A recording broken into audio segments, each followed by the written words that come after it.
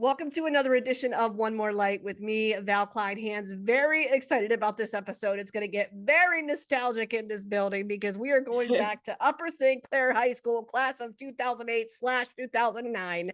Oh my goodness. One of my favorite guests in the building, Julie Cargal is her name now, but I knew her as Julie Crispin back in the day. You have gone on to become a mental health professional and just do all the things. So I thought you'd be a great fit for this. Julie, welcome. Thank you for being here. Thank you so much for having me, Val, and it's so nice to be able to catch up. It's been, like you said before, it's been so long. Way long. Yeah, way too long. I know. Well, I mean, we kind of kept in touch through mutuals a little bit on and off, and then I was seeing you post about your job and your thoughts on mental health, and I was like, I need to hear more. So hopefully, we could do a little bit of that today. Just to begin Yeah. with, walk us through what you do today and what your favorite things about it are. Yeah. So today I'm a drug and alcohol counselor for an outpatient center called Recovery Centers of America. And the one that I work at is in Monroeville, PA, which is pretty close to Pittsburgh. But there's Yep. other locations of Recovery Centers of America all throughout the east part of America. Like there's a couple more in Pennsylvania. I know there's one in Maryland, there's one in Chicago. So slowly but surely, we're expanding. We're trying to expand throughout America to our goal, like we said, and our motto is to save 1 million lives from drugs and alcohol. Yeah, that's a wonderful mission. I love that. Is that where you initially started with your interest in mental health? Was just specializing in caring for, anybody dealing with substance issues or alcohol issues? How did you get an interest in psychology to begin with? Yeah, so ironically enough, no, that's not where I started. I feel like my mental health journey has been quite a fun one. So Mm, back in college, I first majored in biology because I thought I wanted to pursue a career in the sciences, or like become a doctor or something like that. yeah. Because my main mission was I did want to help people. I didn't do too well with I couldn't keep up with the lab work and the coursework when it came to biology. So in my head, I was thinking, well, psychology and neuroscience are pretty similar fields to pursue if you want to help people and if you want to study the human behavior, human body. Mm, So okay. I started to major in that. And around the time that I was majoring in that, I wasn't sure exactly what I would do with it, but I kind of had the main goal of I want to help people. So when you have that main general goal, you can pretty much do whatever you want in the world. So Yeah. so ironically enough, so I'm a very shy person. I'm very introverted. My first job was at the Allegheny County Jail with a bunch of inmates. So, and Oh, yeah. yeah, the thought of that might seem scary to a bunch of people. So, this little shy girl going into a big jail with, these big tough clients that might have the Listen, potential to hurt you, might have murdered somebody, who knows? have Well, committed serious yeah. crimes. Let's paint that picture for everybody who doesn't know, and for anybody who doesn't live in Pittsburgh or anybody that didn't grow up there. Joel's not much bigger than me. Okay, you and I were always like very close in size. We're tiny little meatballs, and we love it. But this jail that you're talking about, Allegheny County, is downtown Pittsburgh. Mhm. For anybody that has no idea, so this is not a joke. This is like it gets a little bit rough from time to time, but I'm sure that you were well equipped, and well warned ahead of time at what could Mhm. happen, and you had a purpose for being there, just a personal mission. Yeah. Yeah, my first thought was, "I'm gonna die here," and then I get in there, and I loved it. I loved it. It was amazing to be able to work with some of these clients and to be able to educate them on, how to interact with each other in the real world once they get out, because our goal was to, at first, present recidivism rates, because people would keep Mhm. coming in and out of jail without receiving the true mental health help that they needed, because no one was there to listen, no one was really there to understand. So that's where my role came in, to provide counseling, individual and group counseling to these individuals, and to provide resources as well. Yeah, well, talk about what it was you were able to provide specifically. I mean, therapy is great. Talk therapy is great. We love it. We know a lot about it. Was there anything else that you were providing for them that might help somebody else? Anything to keep in mind?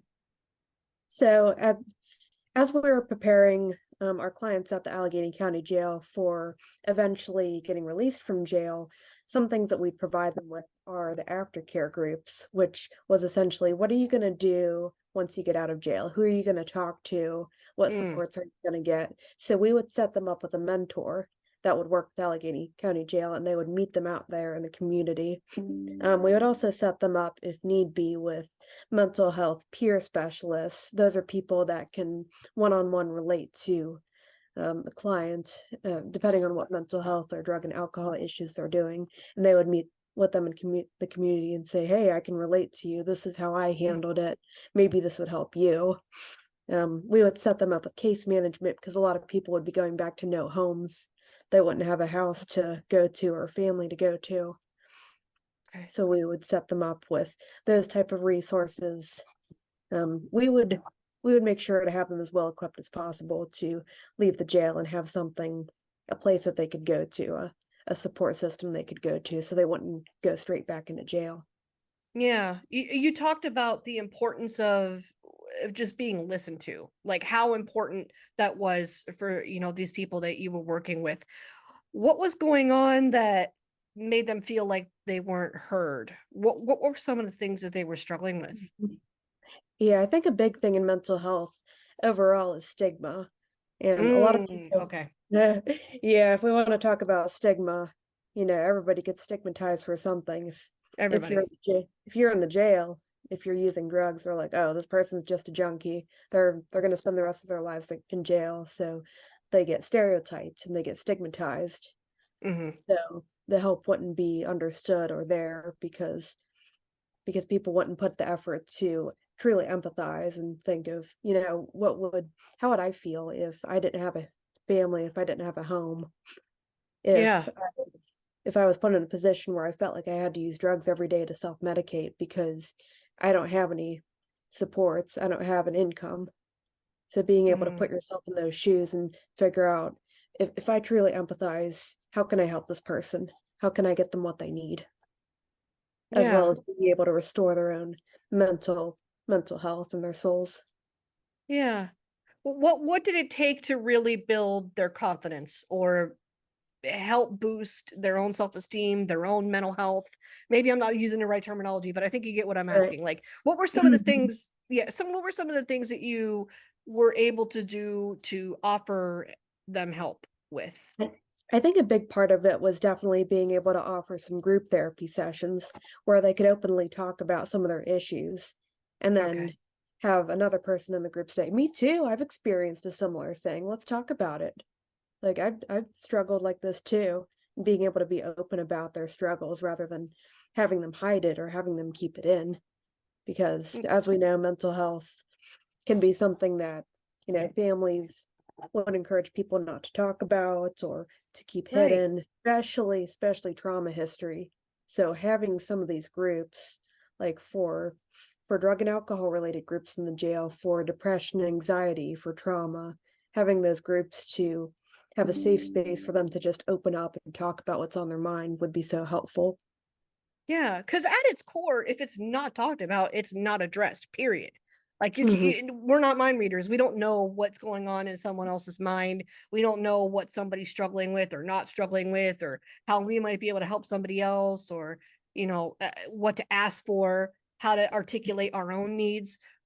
It's just a giant ball of confusion. I mean, that was something that I struggled with too when I went through my own suicidal ideation and depression and anxiety. Like, I didn't know how to ask for help. The worst part was that I would shut down. I wouldn't say Oh wow. anything. Yeah. And like, I just didn't know how to articulate what I was doing or ask for what it was that I needed. So I have seen it, just in all the experience that I've had with mental health programs and just talking with different experts, peer-to-peer support seems to be like a cornerstone of what's going on Mhm. right now. Can you explain why that is such a focus and what the benefits of that peer-to-peer support are? I think peer-to-peer support can be such a benefit because that person can be a support for another person who can truly relate to what they're going through. And, having that knowledge of the fact that you're not alone in this. You're not alone in this mental health. We can help each other out together, and being Yeah. able to come together as a community. Yeah, and it doesn't have to be this expensive subscription to anything. I mean, just Absolutely. offhand, people forget that, and then they get nervous because they look at everything else health related in our country and it comes with a cost.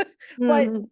peer-to-peer support, that's not always the case. You can find different resources. I know NAMI offhand is one that does. I'm sure there's local ones in Pittsburgh too. There's ones local to me through Mayo Clinic here in Rochester, Minnesota. Like there's definitely options out there. What are some of your favorite options to encourage people to use just in general? I think in general, it's important to have that connection with other people on what they're going through.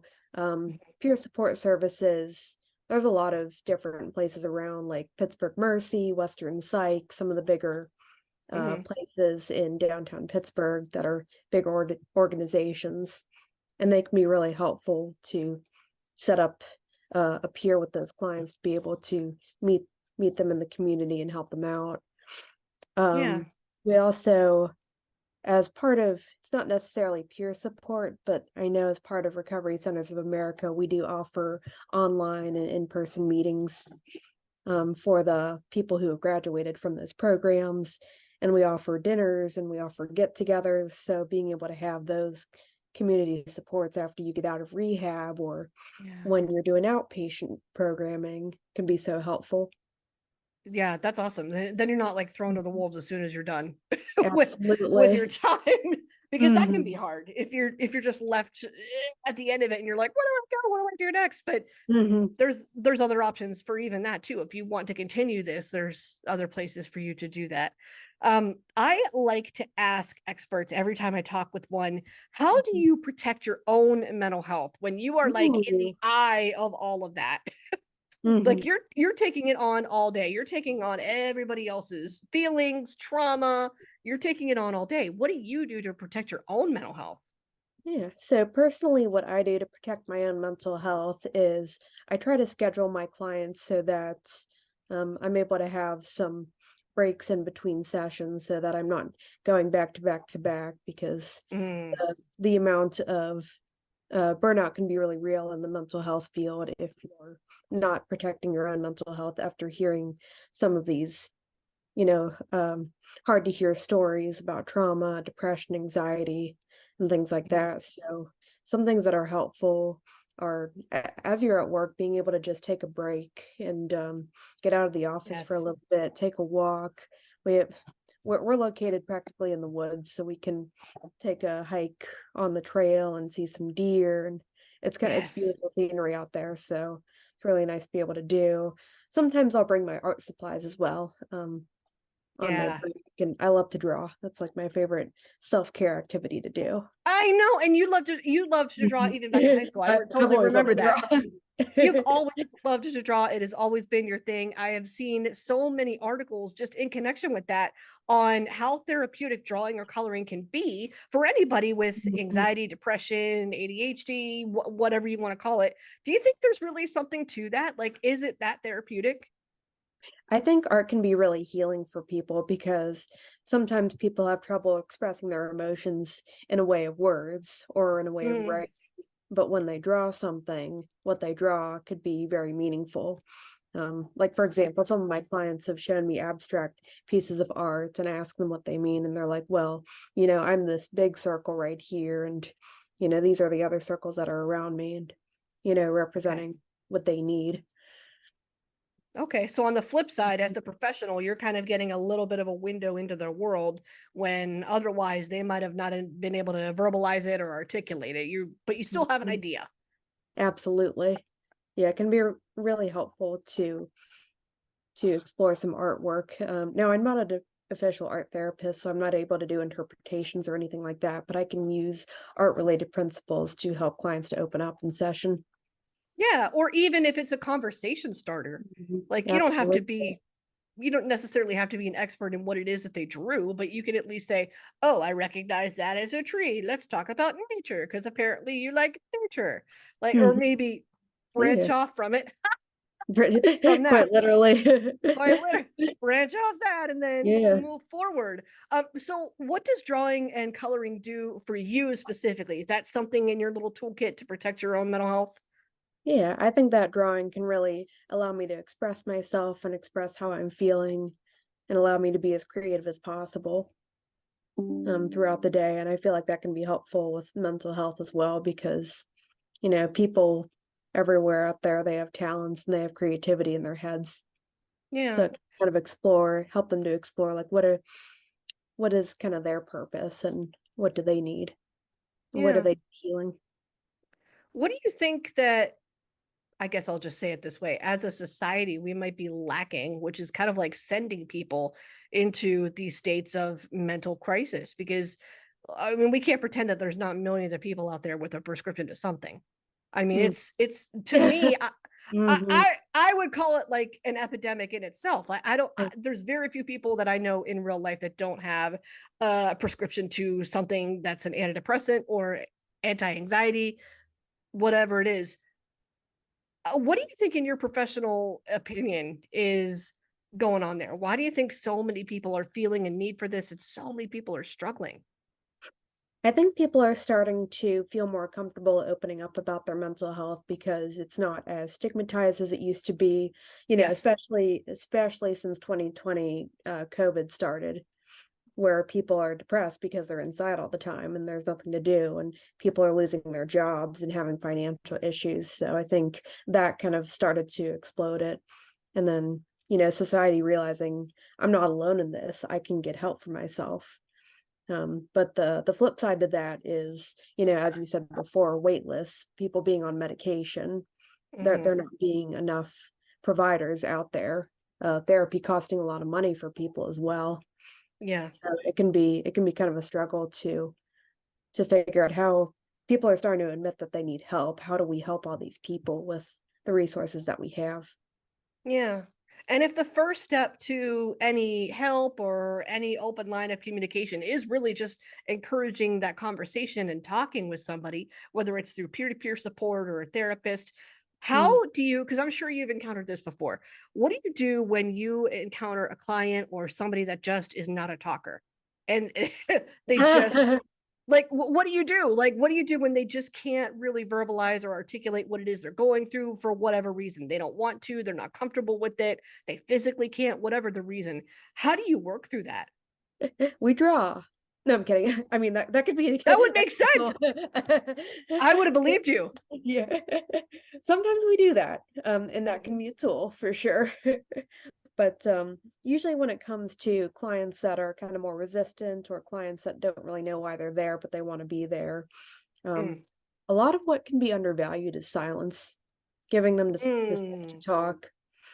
Now if there happens to be too much silence and there's not a lot of talking, that's kinda where you kind of start to probe on what made you come in today, who recommended us to you, Mhm. what do you feel like is your perception of your life right now? Asking them Mm. general questions. Yeah, Yeah. to What give do you them a chance to fill in the blanks and Yeah. then you can kind of lead from there. Okay, so you have to Yeah. be, I guess, as a therapist, as a counselor, just as a mental health professional, you got to be a good listener, I would Mhm. imagine. Absolutely. Especially during the silence too. Being able Yeah. to a lot of communication, is nonverbal. So being able to pick Mm, those out as well. It's like, def you tend to be sitting like this. What does this mean to you? I don't, Like, I would you guess never have any she's breath. Mhm. right. For anybody that can't see, she's sitting cross-armed right now. I would imagine that means they don't want to be here. I don't Mhm. know, but like I have trouble with nonverbal cues sometimes. Sometimes I don't always pick up on them, Yeah. but That's why I I ask. yeah. I'm like, Yeah. just I'm like, ask. Just ask what somebody says, mhm. or ask, them to elaborate on what it is they're doing or what it is that they're thinking. Where do you hope the future of mental health goes? Mm. I hope that in the future there's more resources and more access to what people need in addition to therapy in terms of mental health. Because Mhm. I feel like a lot of people's stressors can come from, financial, lack of housing, Yeah. lack of rights, things like that. So I think that the more socially aware that we can be, the more that we can help to advocate some of these resources for the people out there in the world who need help. Okay. Well, I'm curious what you mean when you say lack of rights. Can you elaborate on that? What does that mean? Yeah, so being, lack of, being able to advocate for populations like the LGBTQ community, Okay. The have ones that are right, marginalized. Oh, okay. marginalized rights as well, and being able to listen when there's a social injustice happening, and being able to, speak up and do something about it. Yeah. If there's one good thing I think that happened from 2020, pandemic or not, in the middle of all that was the George Floyd incident. And I really do Yes. think that got so many people talking. It got me talking. I'm just saying, as a Mhm. white person, it made Yeah. me sit back and go, what is this? How this has been happening? Why are we not talking about this? I don't understand why this continues to happen. We start asking questions. We start getting curious about it. Like, wait a second, this is happening a little bit too frequently now. What Mhm. is the deal here? Why is this happening? Where is this coming from? And we start to ask, like, our Black friends, like, what, you've been dealing with this for how long? Like, how often? Like, we I start, think we're starting to wake up and notice. I think that's what's right. happening because it's We're always starting, been happening. It's just, that's the how long thing. it's going on. And I don't know why. I'm wondering, like, if it just took the fact that we were all forced to stay home at that time, that all we Mhm. could do was focus on what was happening in the news. Like, I wonder if that was what made us truly focus this time when it Mhm. happened that time. And it's like, Yeah. okay, now we've seen it. We see the video out of Minneapolis and we're like, okay, something's wrong. Something continues to happen like this. This, that situation did not have to end the way it did. What are we going to do to correct that and not have that happen again? Just, we got to stay curious and ask questions. And I'm glad that this incident sparked that, or at least it Ab- appeared to spark that to me. Absolutely. We don't know what it's like to live in the Black experience. So what we can do is we can listen and we can support. We can't protect. We have to be able to step back and say, what do you need from us? And to be able Yeah. to.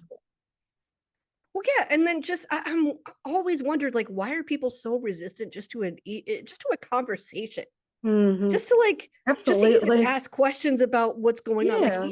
you don't even have to understand it perfectly right away, but you don't want to at least be open and want clarification on something. Some people just flat out are resistant. That Mm. never made sense to me. Yeah, it's not gonna kill you to have a conversation, to ask questions on what was your experience like growing up as a Black person? It's just a Facts, question. Yeah. facts, Mhm. absolutely. Yeah, Well, ask more questions. we can all, so peer-to-peer support, asking the questions and being willing to have the Mhm. conversation at all is just a great Yes. first free step to any of this, to any sort of resolution or um, a better future. A Mhm. better future is what I would call it, and that's exactly why we're doing what we're doing here right now. So what is next for you, and what are you looking forward to? I think what's next for me is I'm working on a little bit of a side project with my art. I'm trying to figure out what I want to do and how I want to incorporate it more into mental health and maybe Mm. develop a business out of it and be able to communicate through my art what we need in terms of mental health. Okay, So so that's using your artwork to share the message of, this is what I see as an insider that's lacking. This is what I want absolutely. to draw attention to. Hmm. Yeah, and figure out where I fit in the art world in order to advocate for others and kind of put my two love interests together of mental health. Yeah, that's amazing. And that's when you have a passion behind it like that, that's something you should be doing. That's something anybody should be doing. If they're that passionate Mhm. about it, go for it. At least try it. That's Absolutely. what I There's say. nothing hurts from trying. Absolutely not. Yep. No. Well, so what is your favorite thing to paint or to draw? What medium do you like to do? So my favorite thing to do is I like to do a lot of digital art where I'll Okay. sketch out a picture on a sketch pad and then I'll scan it into the computer and then trace over it through Photoshop so that I can make it look digitalized and more detailed. Fun. And if anybody wants to get a hold of you, I mean, we do have Pittsburgh listeners here because we Yes. got two. representing right now. So if anybody wants to get in touch with you, if anybody thinks that you might be a good fit for helping them, where can we get a hold of you? So I don't have an art account on my Facebook yet, but I'm under Julie Cargal on Facebook. It's pretty easy to remember if you know my name. I'm also under Designs by Night Outlet on Instagram. Cool. I'm We'll link it up. Yep, sounds good. You can Awesome. check me out there. You can send me messages. I'll respond. Nice. I like to meet new people. Isn't it fun when you do? It's like a breath of fresh Right? air every time you do. Absolutely. Yeah, networking is the best thing. Cool. Well, we'll definitely link that up. Julie, thank you so much for hanging out with me. Thank you for chatting with me. I think I need to hit you up next time I'm in town because that seems like a necessity now. I would love that. Let me know when you're in Pittsburgh next. Will do. Yeah, Thank you. my pleasure.